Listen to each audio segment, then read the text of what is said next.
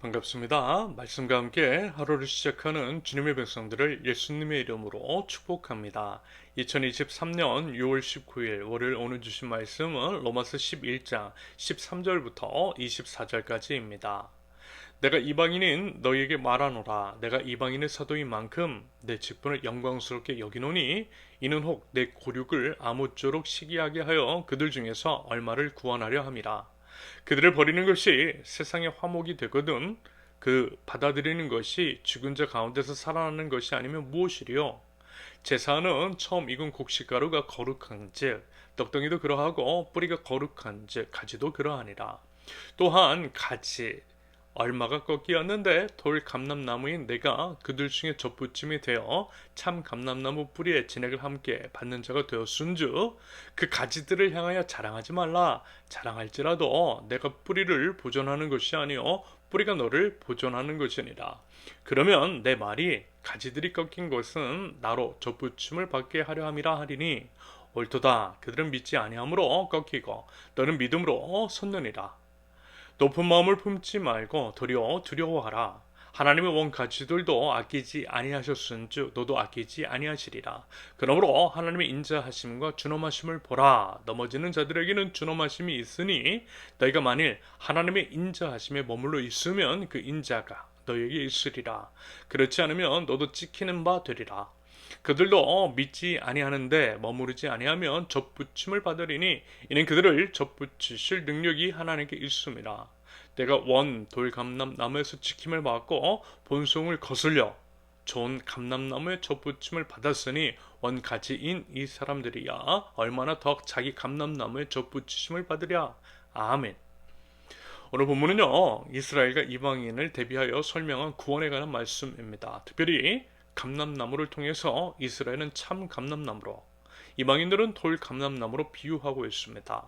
돌 감람나무인 이방인들이 이스라엘, 다시 말해서 참 감람나무 가지가 꺾어진 후 대신 덧붙여지게 된 것이라고 말씀하고 있죠. 결국에는 참 감람나무도 꺾였는데 하물며 덧붙임을 받은 돌 감람나무야 어떻겠느냐라고 하는 말씀을 하시면서 어떤 나무든 만약에 가지로서 더불어 하나님께 붙어 있지 않으면 지켜버림을 받을 것이라는 심판에 대한 경고입니다. 한마디로 두렵고 떨림으로 구원을 이루라는 말씀이겠죠. 보통 전통 기독교 신앙 안에서는 한 번 구원은 영원하다라고 하는 교리를 이야기하지만 성경에는 이런 식으로 구원의 박탈 가능성을 말하고 있는 본문도 있음을 기억하실 수 있기를 바랍니다. 사실 그리스도인으로서 그리스도인답게 사는 사람들에게는 이 부분은 결코 문제가 되지 않는 사안입니다. 교회는 다니는지 몰라도 예수님과 무관한 삶을 사람이나 염려할 뿐인 것이겠죠. 아무튼 특별히 오늘 말씀에서 주목해야 할 것은 이것입니다. 참이든 돌이든 감람나무의 생명의 근원이 어디에 있느냐라고 하는 것.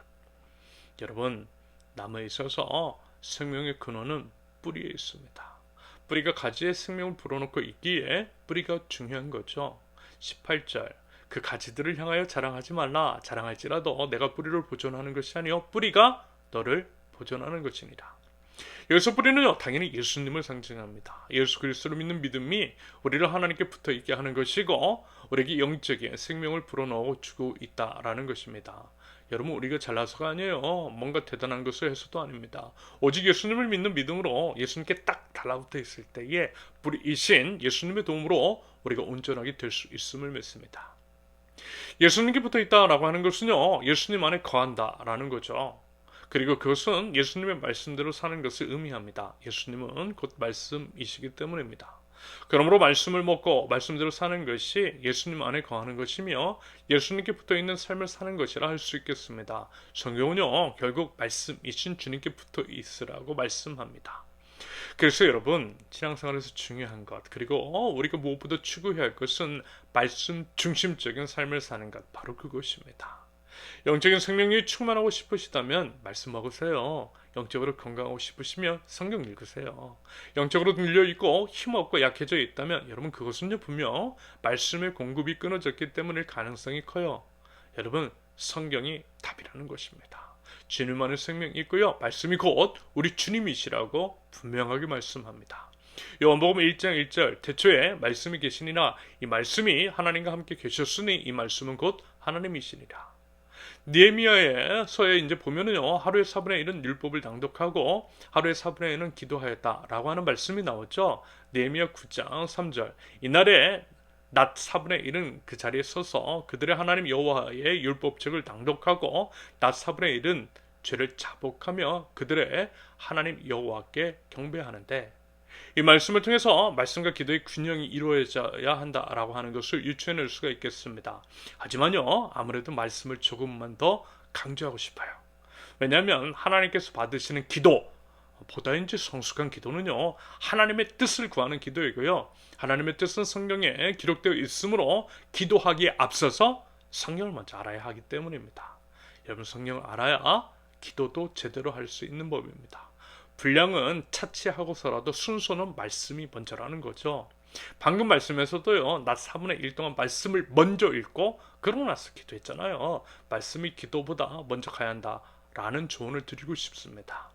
한편 말씀 없이 기도만 하는 사람도 가끔 보이던데요 말씀 없이 기도만 해서도 안 된다고 봐요. 왜요? 뭘 어떻게 기도해야 할지 모르기 때문입니다.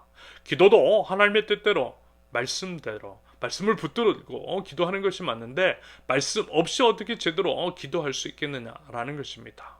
그러면서 저는 개인적으로 하나님의 부흥을 한번 맛보았으면 좋겠습니다. 그것이 평생의 소원입니다. 부흥을 통한 하나님의 영광을 바라보는 것 아마 하나님 나라 백성이라면 다들 그러실 것이라 생각합니다.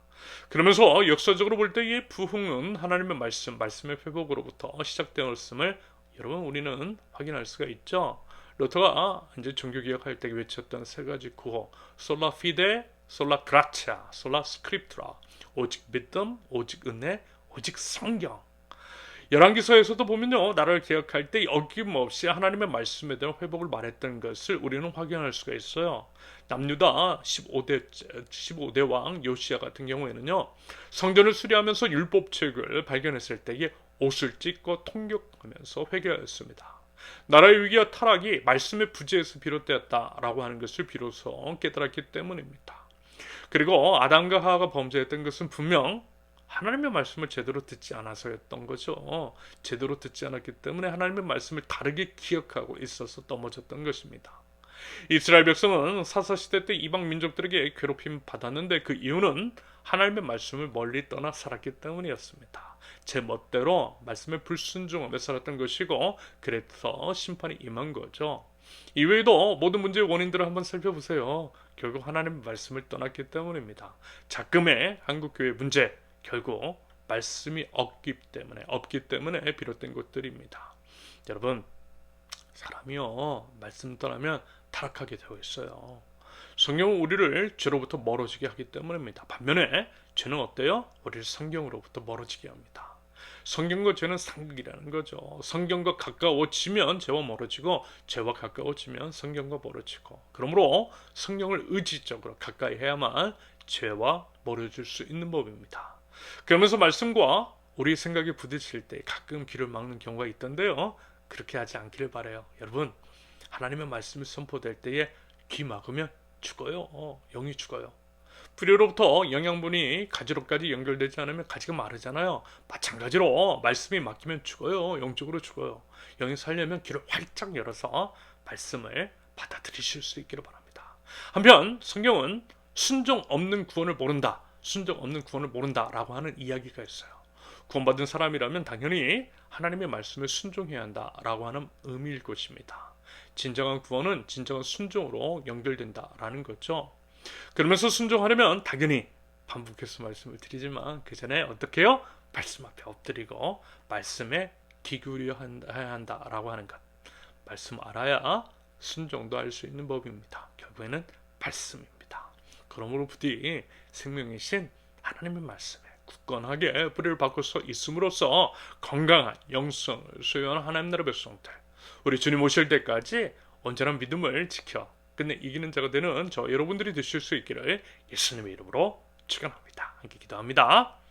하나님의 말씀에 깊이 뿌리박은 하나님 나라 백성 말씀 온전히 분별하고 이해하고 적용함으로써 하나님 나라 백성다운 삶을 살아가는 저희 되게 하여 주시옵소서. 하나님 저희들 하나님의 은혜로 말미암아 구원을 얻은 것에 대해서 마땅한 감사가 있게 하시되 구원의 가치와 그 깊이를 알아 두렵고 떨리는 마음으로 구원을 이루어가고 끝내 승리하며 영광의 면류관을 쓸 수 있도록 하나님 저희 모든 삶을 인도하여 주시옵소서. 예수님의 이름으로 기도합니다. 아멘. 하나님께서 오늘 주신 말씀과 각자의 기도 제목을 놓고 우리 잠시 기도합니다.